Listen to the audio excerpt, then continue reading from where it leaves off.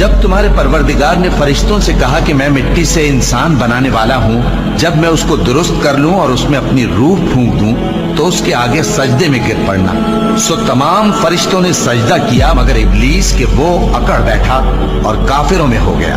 اللہ نے فرمایا کہ اے ابلیس، جس شخص کو میں نے اپنے ہاتھوں سے بنایا اس کے آگے سجدہ کرنے سے تجھے کس چیز نے منع کیا؟ کیا تو غرور میں آ گیا یا اونچے درجے والوں میں تھا؟ بولا کہ میں اس سے بہتر ہوں کہ تو نے مجھ کو آگ سے پیدا کیا اور اسے مٹی سے بنایا۔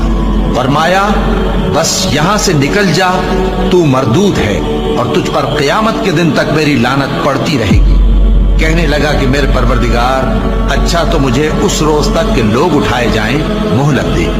فرمایا کہ تجھ کو مہلت دی جاتی ہے اس روز تک جس کا وقت مقرر ہے۔ کہنے لگا کہ مجھے تیری عزت کی قسم، میں ان سب کو بہکاتا